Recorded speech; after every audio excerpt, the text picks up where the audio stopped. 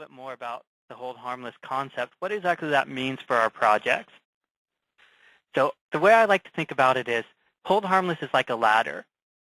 Once you climb up the ladder, you never climb back down. You can only continue to go up and up with your income and rent limits. You would never have to step down your rent and income limits for a Section 42 project. So let's look at these three separate projects. This first building is placed in service in October of 2009. So when they're in service, they're going to use the 2009 limits. And we go on a little bit of a tangent here and talk about placed in service date, what that means for this industry. So if we are a project that is a multi-building project, meaning that on our IRS Forms 8609, question 8B, we select yes, our buildings are part of a multi-building project. That means that each building in your project from the IRS perspective is one project.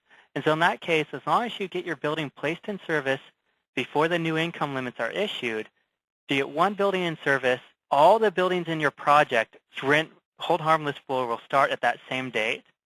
The first building in service sets the bar for hold harmless. Right, for all future buildings in that same project. And then for acquisition rehab projects, the IRS has indicated that it's not necessarily when you acquire the project, it's when you start qualifying tenants in your project or start relying on the limits. So if this were an acquisition rehab project, we acquired it in October 2009 and we started income qualifying tenants immediately, and we didn't place the rehab in service till a year later or 2 years later, we would still start on that ladder in 2009, and our income and rent limits would never be less than they were in 2009. So now let's walk through this example now that we've kind of laid that groundwork here. So we placed in service in 2009. We use the 2009 limits. 2010, the limits go up.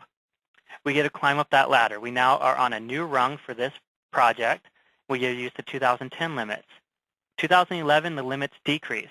This project doesn't decrease. It still continues to use the 2010 limits. 2012 decreased even further.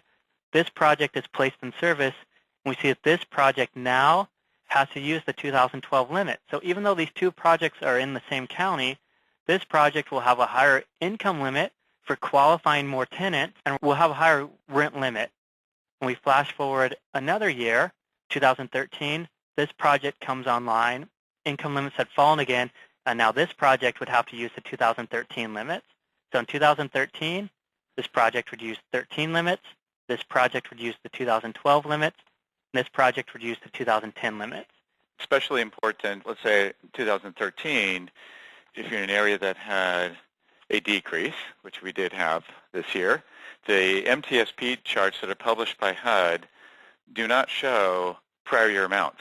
You have to go back to the prior year's HUD income limits to get the prior year amounts. So projects A and B in 2013 have to make sure that they don't just take those 2013 limits. They need to go back to the HUD charts and take the income limit that was the highest limit they've ever established. So in the case of Project A, as Thomas said, it's 2010.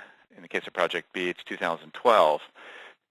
We'll show our calculator later on that when you input the place in service date for your building, you kind of set the bar. It might be a rent floor election. It might just be the place in service date. That determines your hold harmless here, and the calculator will determine the highest income and rent limits based on the answers on the place in service or rent floor election.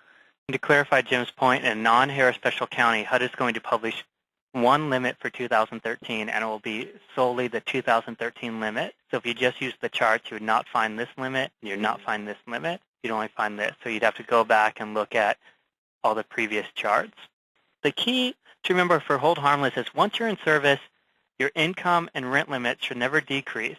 However, we can talk a little bit about the market pressures that might exist for Project A to decrease their rents when Project C, the brand new project across the street with the new amenities and new units, is charging $100 less a month.